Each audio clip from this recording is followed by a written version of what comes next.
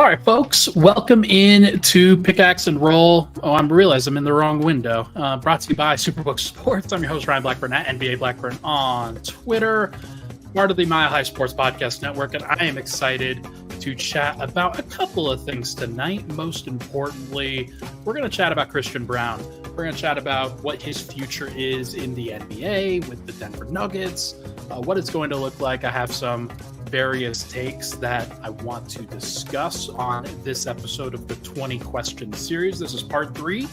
The first 2 parts involved Michael Porter Jr. and Aaron Gordon. So going to have plenty of time to discuss each of these guys, but I wanted to be able to chat about Christian Braun. Obviously, I've done the interview Christian Braun back in March, I think. So I like Christian. He's a good guy. He seems very like he's got his head on his shoulders pretty well, and I think it just makes a lot of sense to talk about him and why the Nuggets have put a lot of faith into him. They really have put a lot of faith into Christian Braun. We will get to that in just a bit here, but first, I do want to discuss James Harden. I think that is important, and that's the big piece of news that's coming out of the NBA right now, and the actual discussion that's happening right now is about what Harden said. I believe he was at an event in China, just speaking to a bunch of fans and some kids. And he made sure to get in front of the cameras and with a whole bunch of people surrounding him and was like, Daryl Morey is a liar. I will not be playing for the Philadelphia 76ers while he's a part of the organization, basically. And actually, it may not have even gotten to that. I think he just wants out of Philly entirely. And it is really, really funny because I remember back to when James Harden back in 2020, the 2020-21 season, when he was on the trade block initially with the Houston Rockets after pulling a similar stunt. And he was playing his way out of Houston, doing his best to get himself to a destination that he wanted to be. And he basically did the same stuff. Was like, all right, I don't want to be here. I would rather do something else. I would rather be somewhere else. I'm going to throw a hissy fit. And he did that. And then he got himself to Brooklyn. He got himself to Philly, doing basically the same thing. And then now he's going to probably throw a hissy fit in Philly until he gets moved. So this is going to be a big old game of chicken as well. And I'm not really surprised that this is what's happening because this is just the pattern of behavior for James Harden. But it is funny that Denver was in rumors for James Harden at one point back in 2020. A lot of people were like, why don't you just trade Jamal Murray for him? Why don't you just trade Michael Porter Jr. for him? What are you doing, Denver? Why are you not mortgaging your future for this star because of how talented he is? And it was really, really funny to hear that as a proponent of not trading for James Harden at that point. I was like, I would rather have Jamal Murray more than James Harden straight up. Was basically laughed at by a lot of people. Look at me now. That's a pretty funny transition.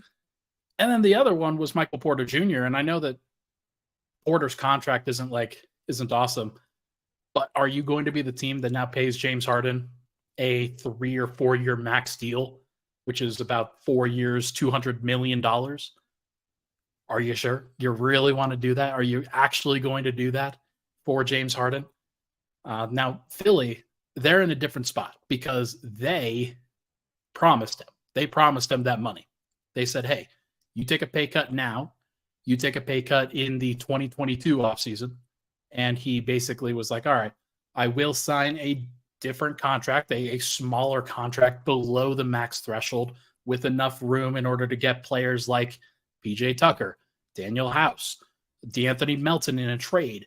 He did all of those things in order to acquire good role player depth around Embiid and Harden. And he did a good job. I think that was a valiant thing for James Harden to do. And he had the expectation that he would be rewarded for that at the end of this season. Because you know how teams do it. We were talking about it with Bruce Brown, right? We're talking about it with Bruce Brown. This is the Bobby Portis extension from Milwaukee, where he gets way below market value in the first year after when he's a free agent. And then the next year when he gets back onto the market, they give him the deal that they promised him the previous year. This is what the Nuggets wanted to or what they could have done with Bruce Brown. Bruce Brown decided, no, I'm getting 20 plus million from Indiana. I'm going to walk. And that was fine. What Harden did is very similar. He and Daryl Morey, I'm sure they got together and they were like, you know what? I would like to stay here. I would like to be paid. I'd like to be paid eventually, but I don't have to be paid now if it means you're going to pay me later. And I'm sure that Daryl Morey was like, cool, man. Like, let's do that. That sounds like a great idea. And then this year happens and Harden flames out spectacularly along with the Philadelphia 76ers. And that's a problem because now if you're Philly, you're like, I know we made this promise before, and it was great back then when we thought we were going to get a different version of James Harden in the playoffs. But the version that you got, the version that actually showed up in the playoffs this year, was not the one that they were going to want to pay a max. So Daryl Morey's going to go back on his word.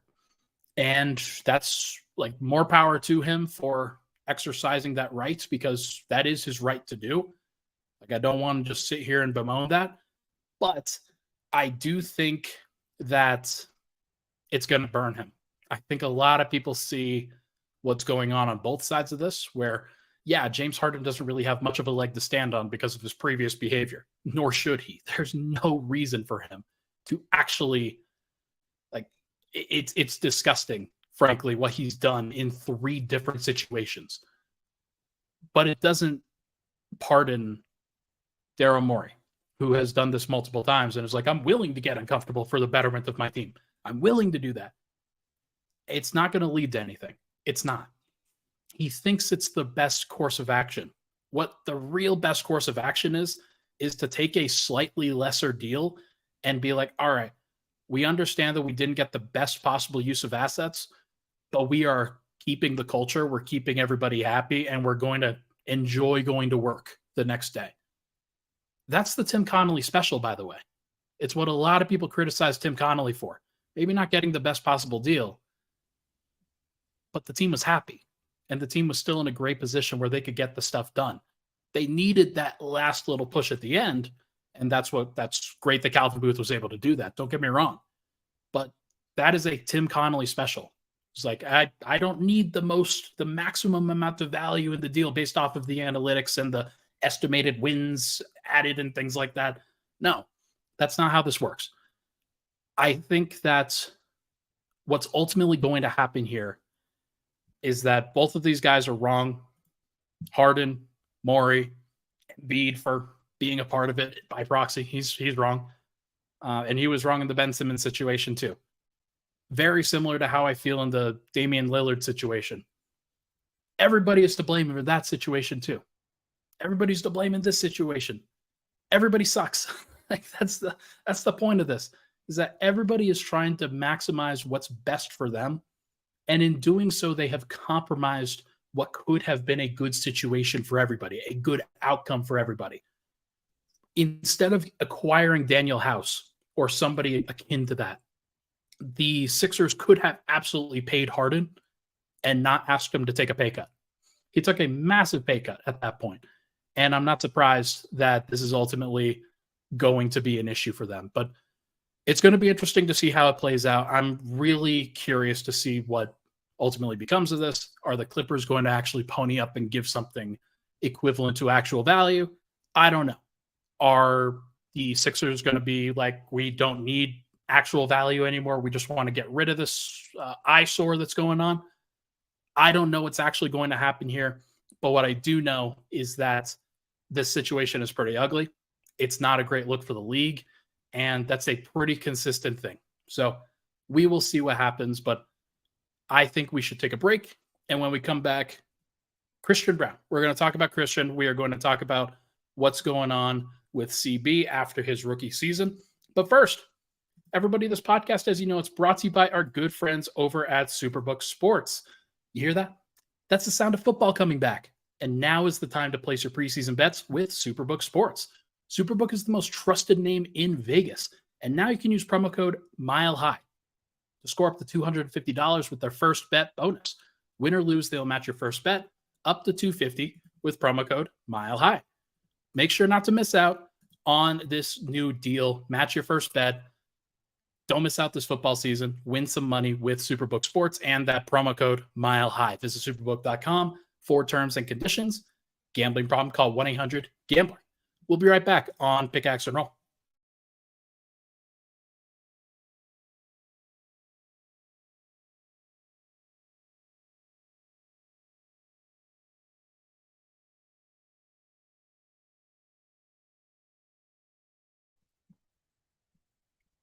All right, we're back. Pickaxe and Roll. Ryan Blackburn here. Thank you so much, everybody, for tuning in. Appreciate all the love and support on the podcast. As always, had to kick out the new roommate that we have in our apartment now. The kitten that is now staying with one of my roommates has a cat. He found his way into the room, into the podcast room for the first time. So hilariously, that is awesome. All right, let's see what we should talk about now. Let's talk about Christian Braun. How about that? Let's talk about Christian Braun. He is a very important piece of the Denver Nuggets future, and now is a very important piece of the Denver Nuggets present. And I'm not really surprised that this has happened. I'm not really surprised that this is the way that things have gone, because when you draft somebody and they're immediately good and helpful, you want to continue with that. You want to continue to allow a player like that to have as much freedom as possible, as much room for growth as possible. And I think the Nuggets are in a good spot with Christian Braun when it comes to what he's going to be now and what he can be going forward. The expectations are perfect for him because they are like, it's not like anybody's asking him to do anything too crazy. It's just about getting better, getting to a more consistent place. He's not asked to be a starter immediately to carry that burden, but he is going to be asked to improve. And Denver's going to have him improve without Bruce Brown, because when Bruce goes to Indiana and Jeff Green goes out, he goes to Houston, Christian Braun's the only guy left in the playoff rotation off the bench. And Denver has had to entirely remake their bench, basically, now with the injury to Vlatko Čančar. There's a lot to worry about when it comes to Denver's bench. And I think that just because they have the best starting group in the NBA doesn't mean that they're still going to have some issues. They're going to have the issues when those guys come off the floor. So I am very curious to see what he ultimately does and how he builds off of this rookie season. But the clear indication here, Calvin Booth, he struck gold. There's no doubt in my mind that Calvin Booth absolutely hit the jackpot when it comes to Christian Braun. In his first season, he played 76 games, 76 out of 82 for the 1 seed in the West. And then he played 19 out of 20 playoff games. That's insane. That is an insane number. And to put it in perspective, the number of rookies, and I put this stat up on X.com. It is a great stat about Christian Braun and how rare it is for guys to play that many playoff minutes in their first season. Here's the list since 2000 of 6'6" to 6'8" rookies to play 200 plus playoff minutes. Manu Ginobili, Jason Tatum, Kawhi Leonard, Harrison Barnes, Paul Millsap, Justice Winslow, Draymond Green, Richard Jefferson, OG Anunoby, Herb Jones, Andres Nocioni, Semi Ojeleye, Bojan Bogdanovic, Gordon Giershek, and Jaylen Brown. Oh, and Christian Braun. Christian Braun joins that group. That is, if you don't include Christian in there because we don't know what he's going to be, that's 11 out of 15 guys that are starting caliber or better. Just a really, really awesome player. And if that's the group that Christian's going to ultimately become, that's fantastic. We are very, very lucky, if you're a Nuggets fan, to have a player like Christian Braun that you could translate and say, this is a rookie that could potentially be something more. That's an exciting piece. And the fact that he was capable enough that Michael Malone felt like he could trust him in a playoff series, let alone 4 separate playoff series, is a massive, massive, it's just a massive, massive boon. Cedric, good to see you, my guy. We'll have to hang out at some point. I don't agree with those with some of those names, but yeah, I mean, some of the ones at the end, don't get me wrong, but I'm talking about the vast majority of them. I just went through it. I'm not including Justice Winslow, Gordon Giershek, or Semi Ojeleye, but everybody else basically is a starter caliber player, which is nuts. I don't think he's going to be Manu Ginobili. I don't think that those expectations are healthy. That's not what I'm really asking for here. I wouldn't ask for anybody to be a Hall of Fame type guy off the bench, nor should Christian Braun try to be that. He should try to be Christian Braun. And the best way for him to do that is to just get better at what he can get better at. But the most important thing, it's not often that a rookie wing plays in the playoffs, and he was able to deliver on that. 5 players that I did a comprehensive search based off of the amount of minutes that he played, based off of the playoff minutes that he played, based off of the style of player that I think he's going to be. Here are 5 players that I would compare Christian Braun to. 1, Trevor Ariza. 2, Austin Reeves. 3, Matisse Thybulle. 4, James Ennis. And 5, Jay Crowder.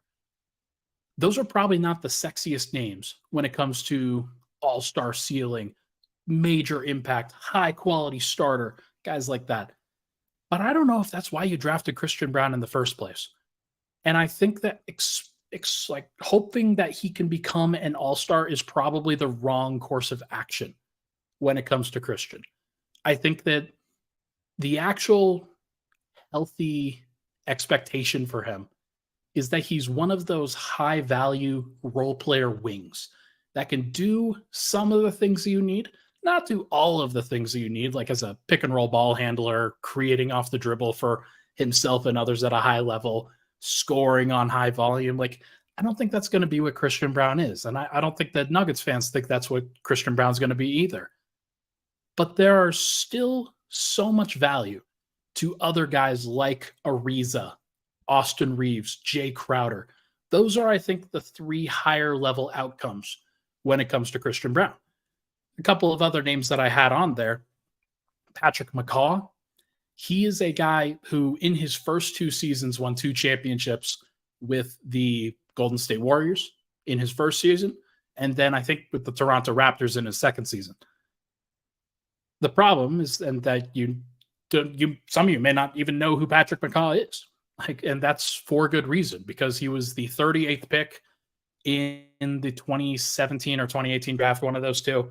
And he has basically faded into the ether as a guy that didn't work out, even though he was a rookie that played in a playoff environment. I think that's probably the widest range of outcomes for him. I initially had Desmond Bane on the list as like a high-level outcome for Christian Braun. And then I think a guy like Patrick McCaw would be on the lower end of outcomes. It is important to understand who Christian Braun is going to be. It's important to understand the kind of player that you're looking for here. And I think that what's interesting about Austin Reeves, and I think this is an important salient point here, Cedric, is that Austin Reeves wasn't this massive value guy for the Lakers last year, or a couple of years ago in his rookie season. He had a 13% usage rate, like really, really low, very role player-esque, and he wasn't asked to do a lot.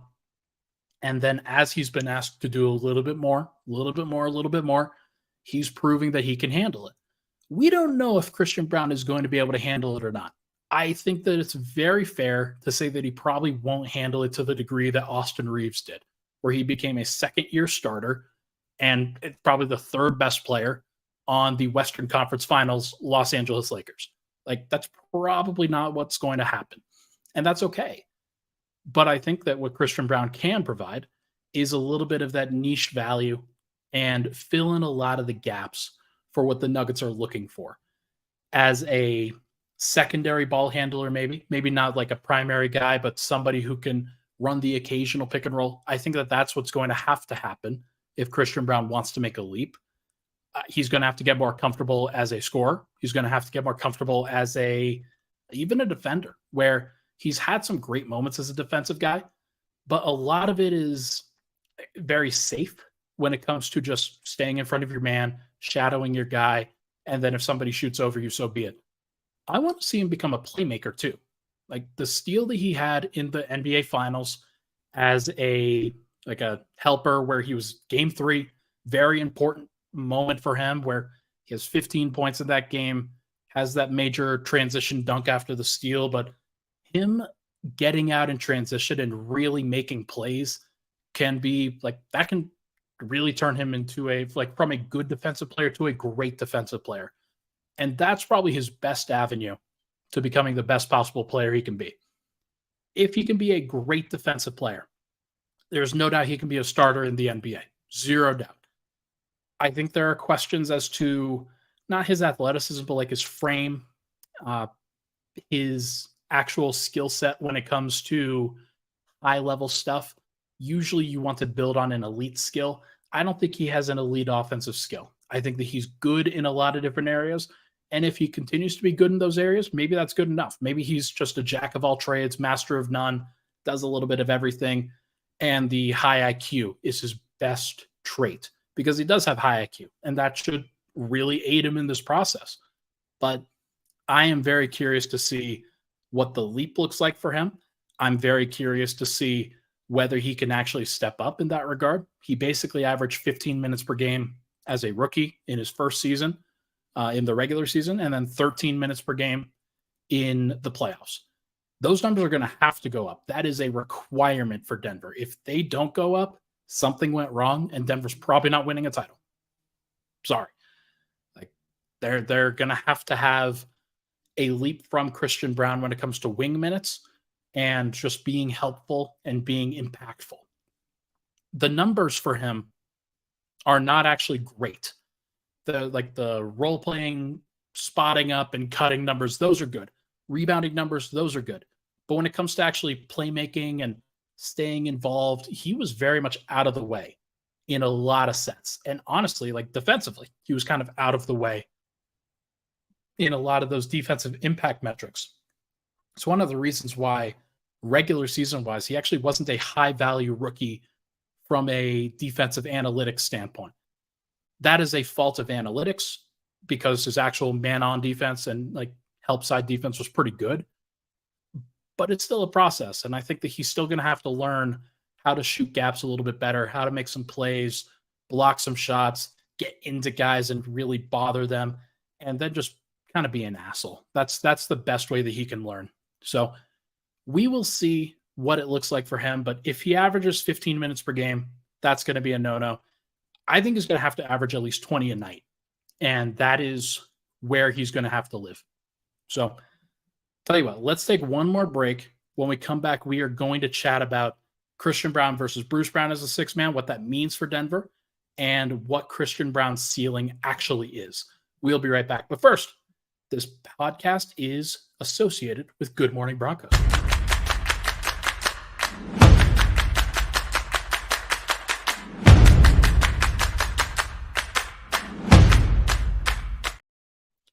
Good Morning Broncos is a podcast on the Mile High Sports Podcast Network that covers the Broncos every Monday through Friday at 9 a.m. Make sure to wake up with Cody Rourke as he breaks down all the Broncos stuff. We did a great episode earlier today where Broncos coming off of a preseason game. Lots of controversial stuff about Russell Wilson and the offense and things like that. So make sure to chat about that.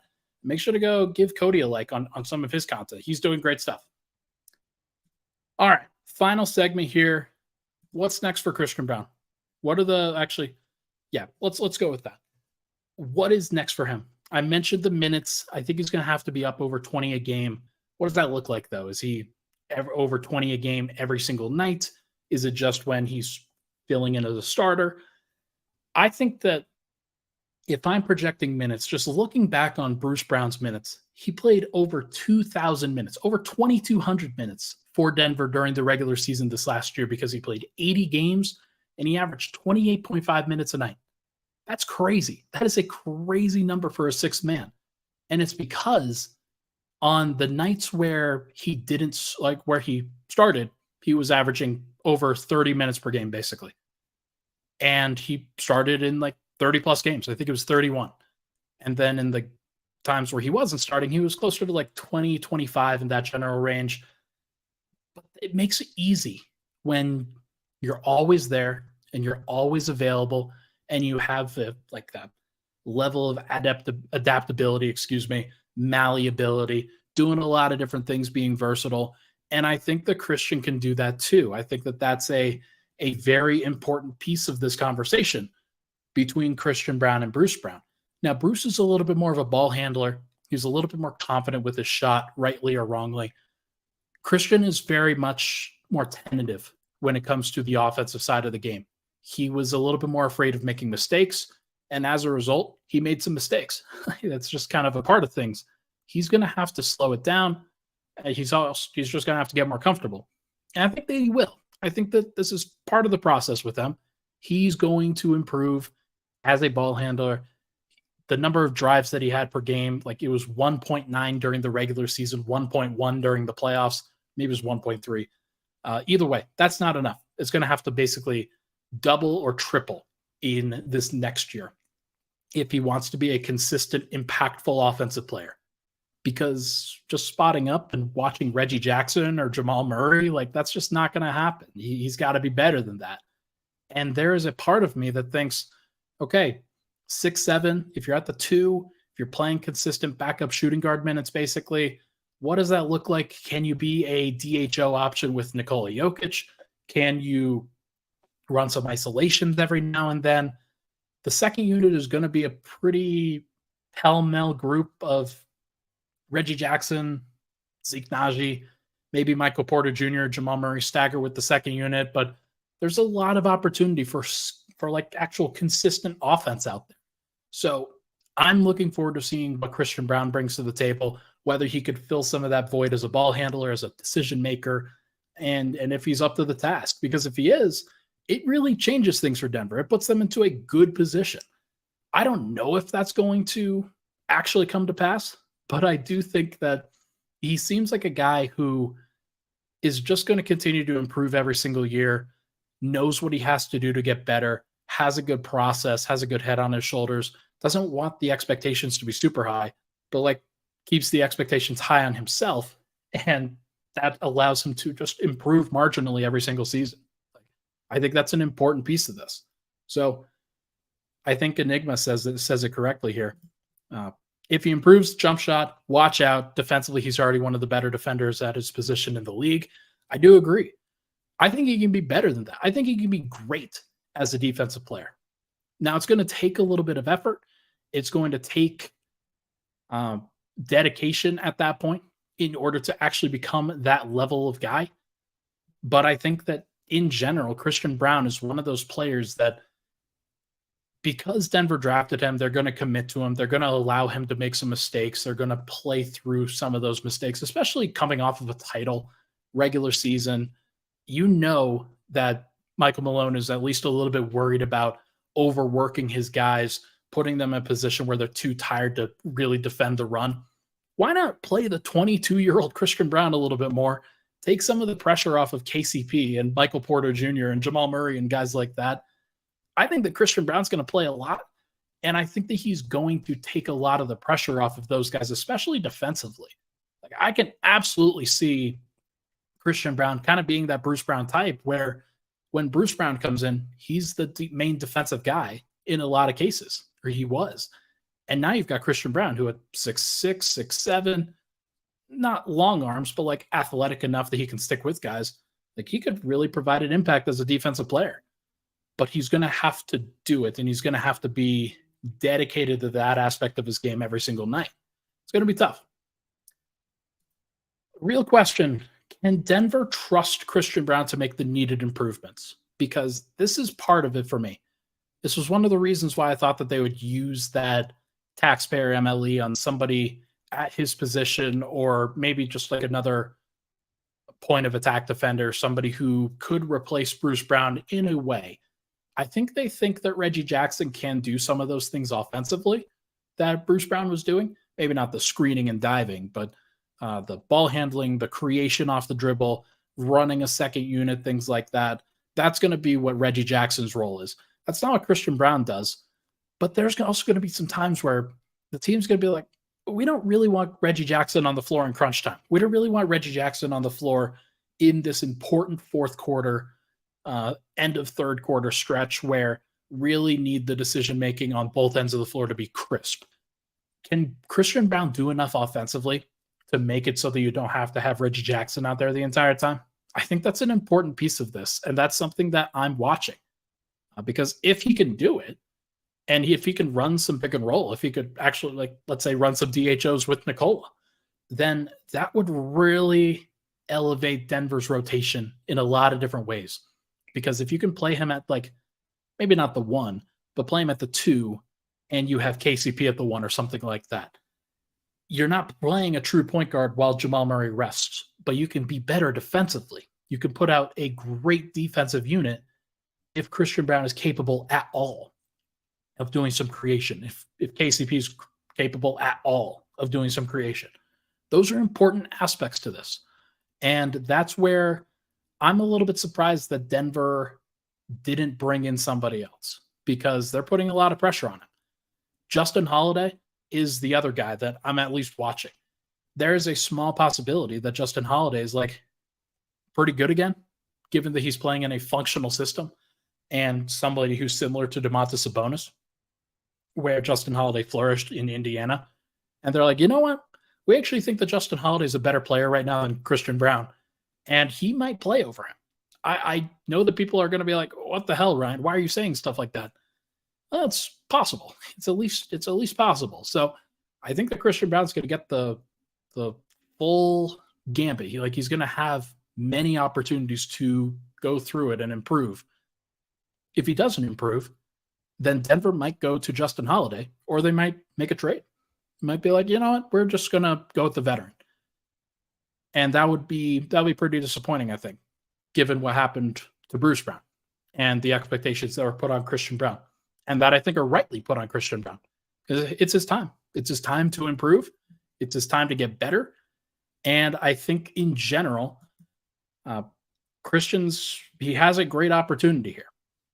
If he doesn't take advantage of it, then that'll be a little bit disappointing. I'm in Christian's camp. I think that he's going to be great. I think that he's going to be a really, really great player. I think that his ceiling in general is somebody similar to Trevor Ariza. Ariza, I was looking through his basketball reference page. He came into the league at 19, like 19 years old. Christian Braun was in his age 21 season, a little bit different than that. But Trevor Ariza, it took him until he was 24 that he was actually a consistent starter, like 5 years. It doesn't always happen immediately. Now, he was playing a role before that. He found some good opportunities in New York, and then ultimately went to LA and played a massive role for the Lakers in their championships in 2009 and 2010. I think that Christian Braun could be somebody similar, where he finds a role, isn't always like at the top end of the rotation, but ultimately becomes somebody that they can trust. Is that going to happen this year? Probably not. Maybe it does. Is it going to happen next year?